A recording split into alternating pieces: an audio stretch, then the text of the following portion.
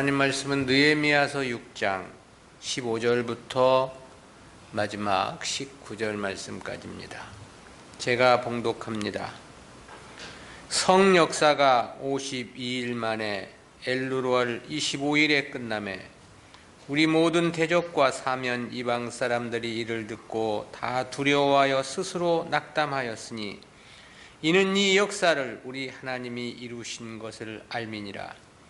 그때 유다의 귀인들이 여러 번 도비야에게 편지하였고 도비야의 편지도 저희에게 이르렀으니 도비야는 아라의 아들 스가냐의 사위가 되었고 도비야의 아들 여호하난도 베레가의 아들 무술람의 딸을 취하였으므로 유다에서 저와 동맹한 자가 많음이라.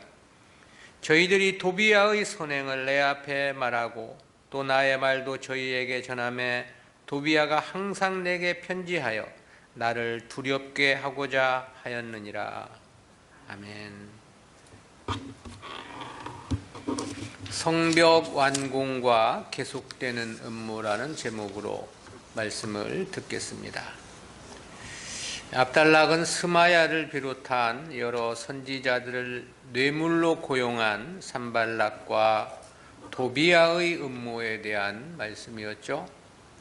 이어진 본문은 온갖 어려움을 극복하고 마침내 예루살렘 성벽이 완공되었음을 밝히고 있는 내용입니다. 파괴된 예루살렘 성벽은 당시 귀환민들의 능력으로는 재건이 불가능한 것이었는지도 모릅니다. 거기에다 산발랏을 비롯한 대적자들의 회방은 더욱더 이를 어렵게 했던 것도 사실이죠. 그러나 느헤미야의 탁월한 지도하에 불과 52일이라는 짧은 기간에 본래의 성벽을 복원할 수 있었던 것입니다. 물론 이렇게 빠른 시일 내에 완공이 가능했던 이유는 분명히 있었겠죠. 그것은 1차적으로는 귀환민들의 뜨거운 헌신이 있었기 때문이었을 것이 분명하고요. 또한 그동안 2번이나 중단되었지만 그 가운데서도 어느 정도 준비된 자재나 성과가 있었기 때문으로 보여지기도 합니다. 바벨론에 의해 무너졌던 142년 전의 상황과 상태 그대로였다면 이렇게 빨리 재건한다는 것은 불가능한 일이었을 것이기 때문입니다. 한편 예루살렘 성벽이 완공되어 이제는 산발랏이나 외세로부터의 위협은 어느 정도 해결이 되었다고 볼 수 있습니다. 그러나 그렇다 해서 위험 요소가 모두 사라진 것은 아니었습니다. 대적의 주동자 가운데 하나로 지목된 도비야와 여전히 내통하는 유대인 지도자들이 있었음을 보게 되죠. 저들은 느헤미야의 동태에 대해 지속적으로 대적자들에게 보고했던 것으로 보입니다. 그러므로 이들은 느헤미야에게 계속적인 위험적 요소가 되었음을 말씀하고 있습니다. 따라서 성벽 재건이 완성되었다 해서 모두 끝난 것이 아니었습니다. 더욱 중요한 이스라엘 내부의 신앙의 개혁 문제가 남아 있었다라는 것이죠. 보다 더 큰 산을 넘어야 하는 엄중한 상황이기도 했던 것입니다. 이처럼 성벽 재건 완공을 중심으로 다루고 있는 본달락은 구속사적 교훈까지 셋으로 구분해서 살펴보겠습니다. 첫 번째, 성벽 재건 공사의 완성입니다. 이에 대해 15절 16절에서 그렇게 보도를 했습니다. 성 역사가 52일 만에 엘루월 25일에 끝나매 우리 모든 대적과 사면 이방 사람들이 이를 듣고 다 두려워하여 스스로 낙담하였으니 이는 이 역사를 우리 하나님이 이루신 것을 알미니라. 이러한 말씀은 내용상 셋으로 구분해서 살펴볼 수 있겠는데요. 첫 번째는 성벽 재건이 완공된 시점과 관련한 말씀입니다. 성벽 재건 완성 시점에 대해서 15절에서 엘룰월 25일이라 그랬습니다. 여기서 이 엘룰월은 유대 종교력으로는 6번째 달을 가리키는 겁니다. 지금 우리가 사용하고 있는 태양력으로는 8월이나 9월경을 가리키는 거예요. 공사가 완공된 정확한 시기에 대해서는 약간의 논쟁이 있는데요. 초대교회 시대 역사가 요세푸스는 공사 기간에 대해 842일이라고 주장을 했습니다. 약 2년 4개월에 걸려서 아닥사스다 제위 28년 9월에 완성이 되었다고 했는데요. 만약 그렇다면 성벽 재건 시작점은 아닥사스다 제위 26년 5월경에 시작되었다는 것이 되는 거죠. 그런데 요세푸스는 동일한 책에서 그 역사의 시작을 아닥사스다 왕 제위 제25년이라고 이야기를 합니다. 그렇다면 저의 연대 계산은 그 자체 내에서도 모순을 일으키고 있습니다. 따라서 오늘날 대부분의 학자들은 이를 받아들이지 않습니다. 본문의 기록 그대로 아닥사스다 제위 제20년, 이게 BC 444년 9월 중순경으로 생각을 합니다. 즉 성벽 재건 공사가 시작된 지 52일째 되는 날을 그대로 받아들이고 있는 것입니다. 그리고 이처럼 빠른 시일 내에 성벽 재건의 대역사를 마칠 수 있었던 것은 세 가지 이유를 생각해 볼 수 있겠는데요. 하나는 그 이전 2번이나 성벽 재건 공사가 중단되기는 했지만 그때마다 어느 정도의 실적이 있었던 것이고, 또 자재들도 어느 정도 충분히 준비가 되어 있었기 때문이 아니냐, 그런 생각을 하나 해볼 수 있고, 다른 하나는 느헤미야의 지도 아래 모든 이스라엘 백성들이 하나 되어 온 힘을 다했기 때문이라는 이유를 또 하나 생각해 볼 수 있습니다. 끝으로 당시가 비가 오지 않는 건기였다는 것도 한 가지 요건이 됩니다. 비가 오지 않았기에 쉼 없이 일을 할 수 있었기 때문이죠. 굳이 하나 더 말한다면 대적들의 위협이 그 원인 중 하나라도 생각해 볼 수 있을지 모르겠습니다. 대적들이 자꾸 방해를 하니까 하루라도 빨리 일을 마쳐야겠다는 이러한 마음들이 이와 같은 역사를 이루어낸 게 아니냐라는 거. 그럼에도 이러한 구체적인 내용들을 느헤미야가 생략한 것은 이 모든 것이 하나님의 전적인 도우심의 결과임을 강조하기 위함인 것으로 보여지게 됩니다. 왜냐하면 다른 이유를 자꾸 얘기하면 하나님의 은혜보다 그 다른 이유가 더 크게 부각될 수 있기 때문인 것이죠. 느헤미야는 첫 번째 달인 니산월에 아닥사스다 왕에게 예루살렘 기환을 허락해 줄 것을 탄원을 했었죠. 그리고 네 번째 달에 예루살렘에 도착하여 성벽을 둘러보고 백성들에게 성벽 재건을 호소했던 것으로 보입니다. 그리고 다섯 번째 달인 아벌 3일에 공사를 착수했고 52일째 되는 여섯 번째 달인 엘룰월 25일에 공사를 마치게 된 거죠.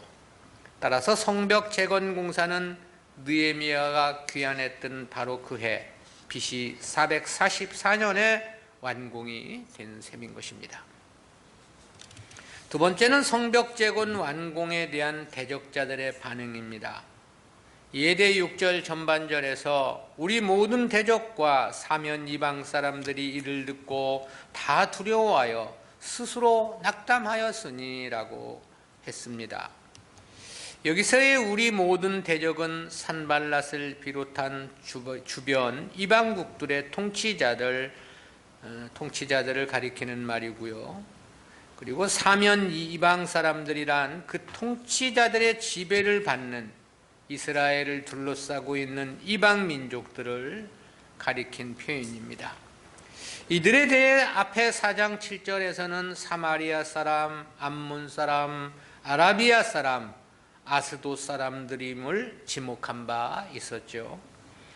그런데 이들이 예루살렘 성벽 재건이 완성되었다는 소식을 접했다는 거고요. 그리고 그에 대한 저들의 반응을 두 단어로 표현을 했습니다. 그중 하나는 두려워하여 그랬습니다. 그동안 저들은 느헤미야를 협박하며 성벽 재건을 방해했었습니다.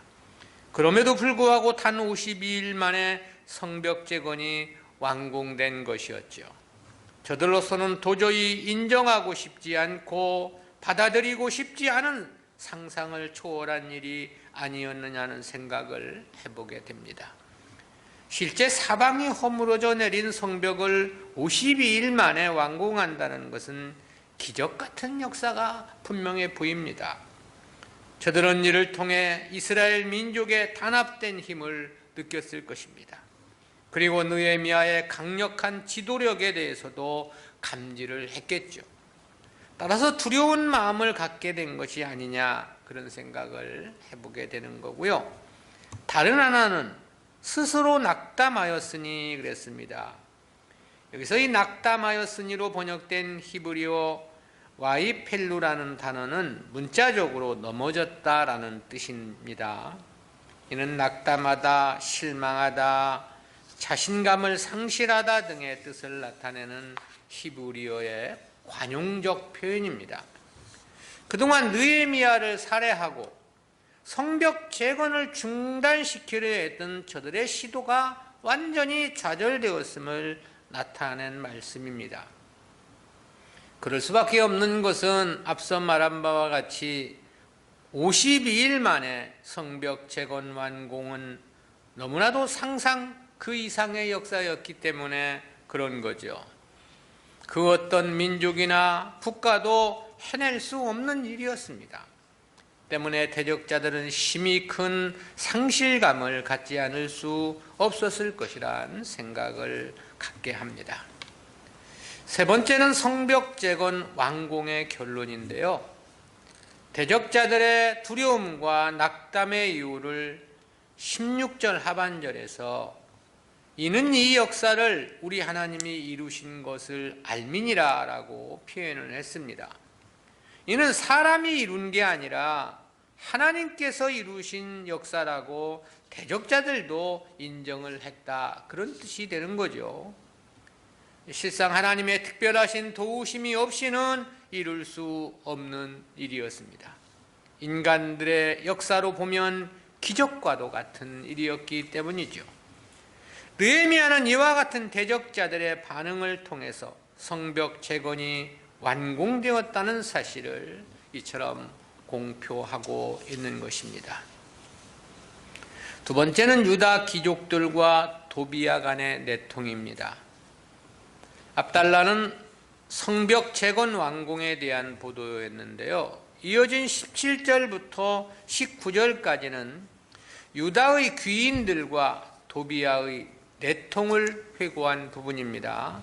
이 부분도 내용은 셋으로 구분이 됩니다. 첫 번째는 유다 귀족들과 도비야의 내통인데요. 17절입니다.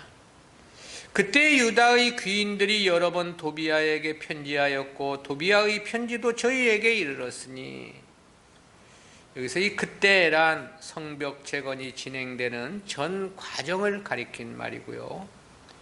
따라서 도비야와 유다 귀족들 간의 내통이 상당 기간 계속되었음을 말해주고 있는 것입니다. 저들의 내통은 주로 편지로 이루어졌던 것으로 사료되죠.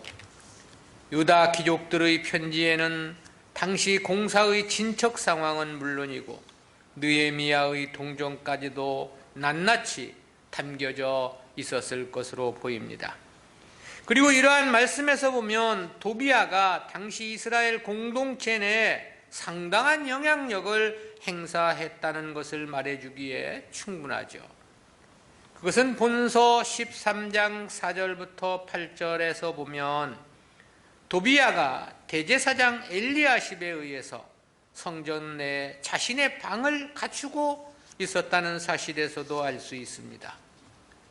사마리아인이었던 도비야가 그것도 성전 안에 개인적인 방을 가지고 있었다는 것은 그야말로 이게 특별한 사항이 아닐 수 없었습니다. 성전을 위한 어떤 물질적인 지원이 초로부터 있었던 것이 아니냐는 추정을 가능케 하는 대목이기도 합니다. 또한 저가 하나님을 믿는다는 명분을 내세웠을 것이란 생각도 해볼 수 있습니다. 그리고 그것은 실제 하나님을 믿어서가 아니라 자신의 이스라엘 내에 영향권을 확보하기 위한 수단이었을 것은 너무나도 자명해 보이는 것이죠. 유다 귀족들의 도비야와의 내통 역시도 마찬가지입니다. 저들은 자신들의 사사로운 이익 추구에 목적이 있었을 거겠죠. 그것 말고는 다른 이유를 찾을 수는 없기 때문에 그렇습니다. 구약시대 이스라엘은 이방과의 교류 자체를 권장하는 정책이 아니었습니다. 이방인들과의 통혼은 율법 자체로 금지하고 있는 사항이기도 하죠. 이방인들과의 잦은 교류는 신앙을 세속화시키는 근본 원인이 될 수 있었기 때문입니다. 지금 이러한 상태도 보면 사실 바벨론 포로 생활이 가져다준 부산물이라고 우리가 평가할 수 있겠죠. 그럼에도 유다의 귀족들은 자신들의 사사로운 이익 때문에 선민과 교회의 공익이라는 것을 완전히 무시하고 살아가고 있었다라는 것이죠. 두 번째는 유다 귀족들과의 도비야의 내통의 원인입니다. 유다 귀족들이 도비야와의 내통을 진술한 느헤미야는 이어서 그 근본적인 원인이 무엇이었는가를 밝혀주었습니다. 18절 말씀인데요.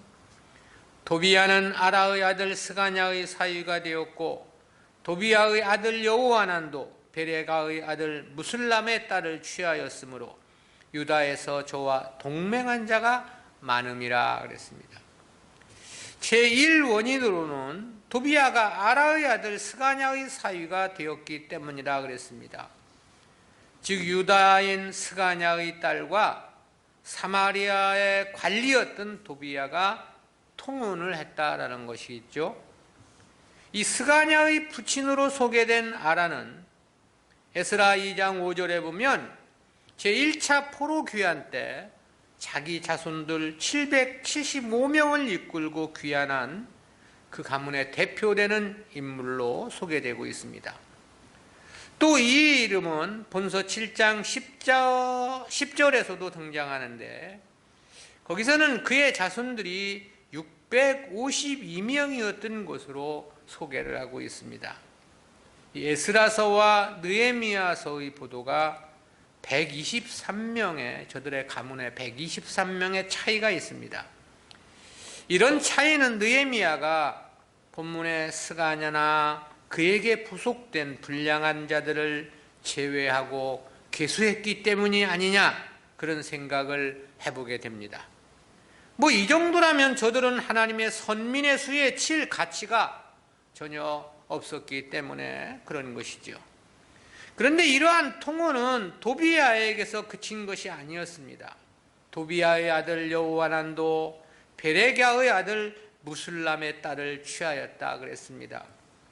여기서 이 무술람은 본서 3장 4절과 30절의 보도에서 보면 성벽을 두 부분이나 보수한 인물입니다. 당시 포로 귀환 공동체 내에서 큰 영향력을 행사했던 제사장이었다는 거죠. 그렇다는 사실에서도 보면 도비야가 유대 사회의 유력한 자들과 얼마나 긴밀한 관계를 맺으며 자신의 영향력을 확산시켰는지를 알 수 있겠죠. 또한 이러한 사실은 과거 에스라가 이방인들과의 통혼을 안타까워하며 개혁을 요구했던 사실을 상기시켜 주기도 합니다. 당시 이스라엘의 개혁 조치에 따라 이방인과 통혼한 자들은 모두가 아내는 물론이고 그들에게서 태어난 자식들까지도 내어 쫓아 보냈다고 말씀을 했죠. 에스라가 귀환한 시점이 BC 458년경이고 느헤미야가 성벽 재건을 완료한 시점이 BC 444년입니다. 그렇다면 에스라의 개혁 조치가 시행된 지 불과 14년 정도 지난 시점이라고 말할 수 있습니다. 그런데 이스라엘 귀족들 중에는 다시금 이방인들과의 통혼을 아무렇지도 않게 자행하고 있었다는 것이죠. 특히 본문에서 소개된 인물들은 이스라엘 내의 지도자들이었습니다. 그렇다면 이들 외에도 더 많은 사람들이 이러한 일들을 본받았을 것이란 추정은 자연스럽게 해볼 수 있겠죠. 느헤미야는 이처럼 도비야와 유다 귀족들과의 내통의 근본적인 원인을 통혼 때문이라고 지적을 하고 있는 것입니다. 그랬기 때문에 선지자들까지도 다 매수가 되었던 거겠죠. 그리고 그로 인해 유다에서 저와 동맹한 자가 많음이라 그랬습니다. 여기서 이 동맹한 자가라는 말로 번역된 히브리어는 바엘라 쇠부아라는 단어인데요. 이 중 바엘레는 주인이 되다, 지배하다 등의 뜻을 갖는 동사 바알에서 파생된 명사예요. 그리고 쇠부아는 맹세하다, 서약하다라는 뜻인데요. 따라서 여기서 동맹한 자가라는 뜻은 누군가를 주인으로 섬기겠다고 맹세하다라는 뜻이 됩니다. 그러니까 이는 대등한 관계의 동맹은 아닌 것입니다. 따르고 섬긴다는 개념이 강하게 시사되고 있는 거예요. 당시 도비야는 사마리아의 실권자였습니다. 때문에 스가냐는 물론이고 무슬람 역시도 그와의 정략적 결혼을 통해서 자신들의 이익을 챙기려는 목적이 있었던 거겠죠. 그리고 그와 동일한 목적에서 도비야를 따르고 섬기기로 약속한 자들이 많았다고 했습니다. 여기서 이 많음이라고 번역된 히브리어 랍빔이라는 단어는 많다, 크다, 풍부하다, 충분하다라는 등의 뜻을 나타내는 복수형 형용사입니다. 그만큼 유다 백성들 중에 이 도비야를 따르고 섬기는 자들이 많았다라는 것이죠. 여러 가지 이유로 인해서 관계를 가졌던 사람들이 그만큼 많이 있었다는 그런 의미가 되는 것입니다. 이 세 번째는 느헤미야에 대한 도비야의 계속되는 협박입니다. 19절인데요. 저희들이 도비야의 선행을 내 앞에 말하고 또 나의 말도 저에게 전하매 도비야가 항상 내게 편지하여 나를 두렵게 하고자 하였느니라.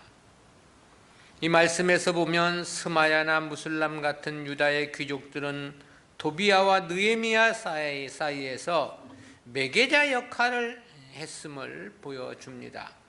그 매개의 목적은 도비야의 선행을 느헤미야에게 주지시키고자 함이었던 것으로 보이죠.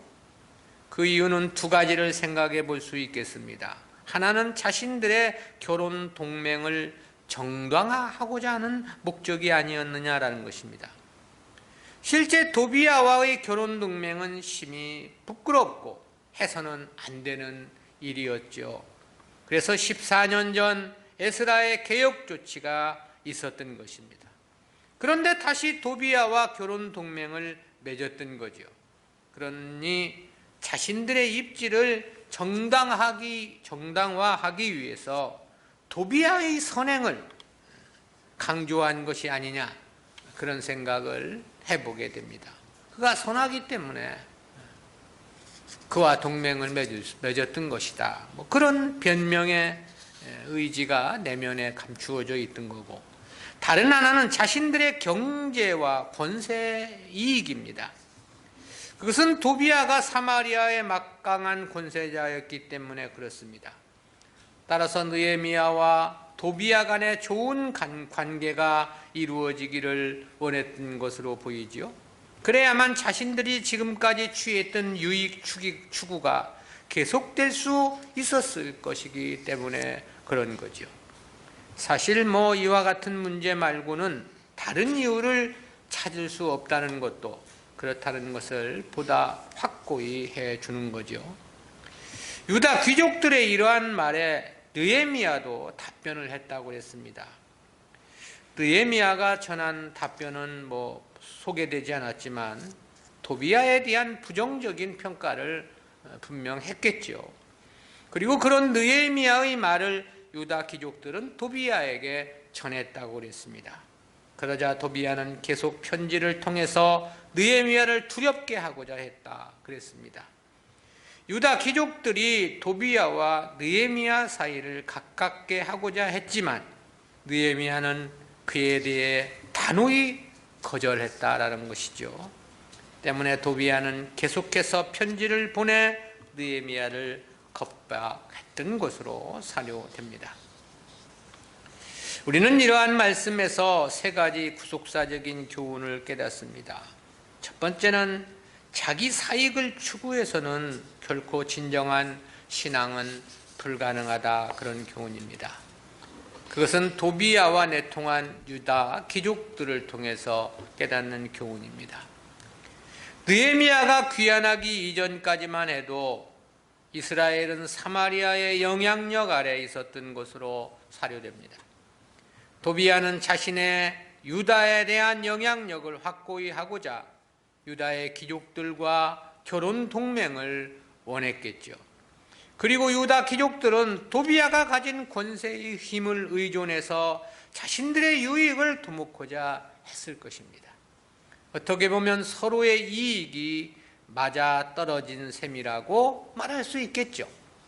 그래서 결혼 동맹을 맺은 저들은 도비아의 영향력이 더욱더 이스라엘에 강력해지기를 원했을 겁니다. 그래야만 자신들의 이익에도 더욱 부합될 것이기 때문에 그런 것이죠. 따라서 도비아의 선행을 느헤미야에게 그토록 추지시키고자 했던 것이 아니냐라는 거죠. 어찌 보면 세상적으로는 매우 지혜로운 삶이라고 말할 수 있을지 모르겠습니다. 또한 실제로도 막대한 유익을 챙겼을 것이 분명해 보이고요. 그러나 하나님 백성들에게 이는 결코 허용될 수 없는 일이었습니다. 하나님 백성들은 사사로운 자신의 이득이 아니라 하나님의 뜻을 앞서 순종해야 하고 교회 공동체의 이익을 앞서 생각해야만 하는 신분이기 때문에 그런 거죠. 무슨 뜻인가? 성도가 자기 사익을 추구해서는 절대 사단의 미혹을 이겨낼 수는 없다라는 것입니다. 진정한 신앙 자체가 불가능한 것입니다. 때문에 주님은 재물과 하나님을 겸하여 섬길 수 없다고 말씀을 하셨던 거겠죠. 바울도 육신의 생각은 사망이요 하나님과 원수가 된다고 말씀을 했던 거고요. 또 위의 것을 생각하고 땅의 것을 생각지 말라고 말씀을 했던 이유도 거기에 있을 겁니다. 요한 사도도 세상이나 세상에 있는 것들을 사랑하지 말라며 세상을 사랑하면 아버지의 사랑이 그 안에 있지 않다고 이야기를 했습니다. 때문에 야고보 사도는 세상과 벗된 것이 하나님과 원수가 되는 것이라고 그렇게 이야기를 하기도 했지요. 성도가 세상 것을 추구하거나 이 땅의 것을 좋아해서는 안 되는 이유입니다. 절대 자기 사익을 추구해서는 안 되는 겁니다. 그것은 성도들의 신앙적 측면에서 보면 마치 독약과도 같다, 그렇게 말할 수 있습니다. 그럼에도 오늘날 교회들이 이런 것들을 위해서 하나님을 찾는 것은 그런 신앙생활을 너무나도 당연시하고 있다는 거죠. 한마디로 교회가 이방인들의 차지가 되었기 때문에 그렇다고 평가할 수밖에 없습니다. 성경 진리는 결코 그럴 수 없음을 분명히 하고 있고, 하나님의 백성들은 내 양은 내 음성을 듣는다고 말씀하심처럼 하나님의 뜻을 헤아려 순종할 것이기 때문에 그렇습니다. 두 번째는 교회는 오직 진리로만 가치 기준을 삼아야 한다는 교훈입니다. 그것은 대제사장 엘리야십이 성전 내에 도비아의 방을 내어주었다는 사실에서 생각해보는 교훈입니다. 실제 이 문제는 도저히 납득이 안 가는 문제입니다. 왜냐하면 도비아는 사마리아의 관리로서 명백히 이방인이었기 때문에 그런 거죠. 그럼에도 저에게 성전 안에 방을 내어주었다는 것은 거기에 필적할 만한 명분이 있었을 것은 자명해 보입니다. 아무런 명분도 없이 방을 내어줄 수는 없는 일이기 때문에 그런 거죠. 성전을 위한 기부 행위가 있었을 수도 있습니다. 또는 성전 수리와 관련한 저의 역할이 있었던 것이 아니냐는 생각도 해볼 수 있습니다. 스마야를 비롯한 유다의 귀족들이 스마야의 선행을 느헤미야에게 강조했음에서도 보면 이러한 어떤 행위들이 있었지 않았겠느냐라는 것을 추정을 가능케 하죠. 그러한 일이 없이 어떻게 이방인인 저에게, 그것도 성전 내의 방을 내어줄 수 있겠느냐라는 것, 그야말로 도저히 있을 수 없는 불가능한 일이기 때문에 그런 거죠. 이런 일들은 물질적이고 세상적 관점에서 보면 이해 못할 일은 아닙니다. 당연히 공로자에게 그에 상응한 대우가 있어야 할 것이기 때문이죠. 그러나 교회는 그렇게 물질적이고 세상적 관점에서 접근할 수 없는 영역인 것입니다. 때문에 처음 1차 바벨론 포로 귀환 때도 그랬습니다. 그때 성전을 재건고자 했을 때 사마리아인들의 동참 요청이 있었지 않았습니까? 그러나 당시 유다인들은 저들의 요구를 이런 지하에 거절을 했던 것입니다. 경제적 상황 원리를 보면 그들의 동참을 받아주는 것이 큰 도움이었을 것입니다. 성도들의 숫자 면에서도 도움이 되었겠죠. 그럼에도 당신은 저들의 요구를 거절을 했다라는 것. 그리고 그로 때문에 16년 동안이나 성전 재건이 중단되기도 했었습니다. 그러나 이 중단이라는 치명적인 낭패가 있었다 하더라도 그것이 잘한 일이요 당연한 것이었다라는 것입니다. 그것은 하나님의 일은 하나님 백성들이 해야 하는 것이지 세상과 짝해서 할 수는 없는 일이기 때문에 그렇습니다. 이방인과의 통혼을 금한 것도 같은 이유입니다. 그래서는 신앙도 안 되고 교회는 더욱더 될 수 없는 까닭이기에 그랬던 거죠. 때문에 교회는 절대 경제적 이득을 기준으로 생각을 해서는 안 됩니다. 물질적 이해 타산으로 평가하고 어떤 일을 결정해서는 안 된다라는 것입니다. 오직 진리로 기준을 삼아야 하는 거죠. 오직 하나님의 뜻에 부합하느냐는 것을 원칙 삼아야 하는 것입니다. 주님 당시에 예루살렘 성전도 정치적인 목적으로 헤롯이 성전을 지었지 않습니까? 심히 화려하게 지어가지고 모든 사람들의 감탄을 자아냈습니다. 주님 당시까지만 해도 46년 동안 지었다고 그랬는데 그때도 완공이 안 됐습니다. 얼마나 화려하게 지었겠느냐라는 건데요. 그러나 주님은 그 성전에 대해서 교회라 말씀하지 않았습니다. 강도의 구렬이라고 지적을 하셨죠. 그리고 돌 위에 돌 하나 첨놓이지 않고 무너질 것을 말씀을 했던 것입니다. 교회가 경제적 이득이나 물질적 이해 타산으로 기준을 삼아서는 안 되는 이유인 것입니다. 오늘날은 큰 교회가 복받은 교회란 인식이 마치 진리처럼 굳어져 버렸습니다. 성도가 많은 교회가 성공한 교회란 인식 역시 마찬가지죠. 그러나 성경은 다수를 기뻐하시는 하나님이 아니라는 사실을 분명히 하고 있습니다. 오히려 거꾸로 생명의 길은 좁고 협착하여 많은 사람들이 가지 않을 것이라고 말씀하고 있지요. 때문에 사람들이 가지 않는 좁은 길을 선택하라고 주님은 사랑하는 자기 백성들에게 그렇게 말씀해 주신 것입니다. 그리고 두세 사람이라 하더라도 주님께서 함께해 주실 것을 약속해 주시기도 하셨죠. 따라서 교회는 절대 세속적 가치 기준으로 평가를 해서는 안 되는 거죠. 교회가 시행해야 하는 모든 일들도 동일한 원리입니다. 오직 진리에 의해 판단하고 하나님의 뜻을 기초로만 실행되어야 합니다. 교회는 세상과는 완전히 구별된 하나님의 거룩한 선민 공동체이기 때문에 그런 것입니다. 세 번째 교훈은 바른 신앙도 쉽지 않지만 그것을 지켜나감도 심히 어려운 난제라는 교훈입니다. 그것은 이방인들과의 통혼을 회개했던 이스라엘이 14년도 채 안 돼서 또다시 이방인들과의 통혼이 이루어졌음에서 생각해보는 교훈입니다. 14년 전 에스라는 이방인과의 통혼 소식을 듣고 그렇게 행동을 취한 것으로 말씀해주고 있죠. 에스라서 9장 3절입니다.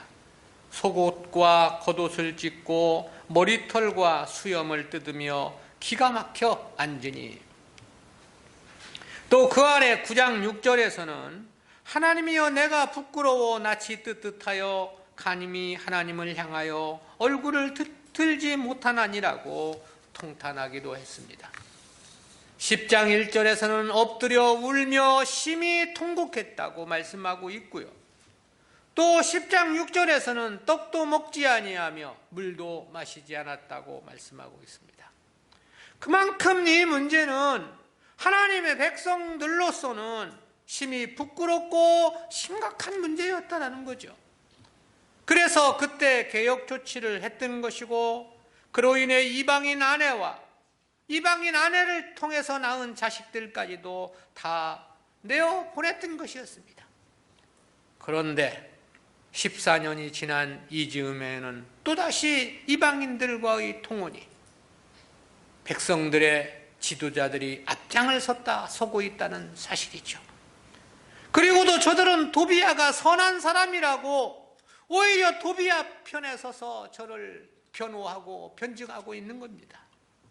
그렇다는 것은 과연 무엇을 말해주고 있는가?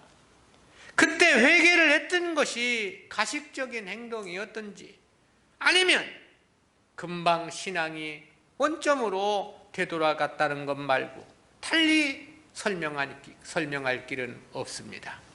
무슨 뜻인가? 바른 깨달음까지도 실제 심히 어려운 문제죠. 또한 바른 신앙생활도 결코 쉬운 것은 아닙니다. 그러나 그 바른 신앙생활을 지켜낸다는 것 역시 쉬운 것은 결코 아니라는 뜻이죠. 그래서 우리는 날마다 자신을 돌아보아야 합니다.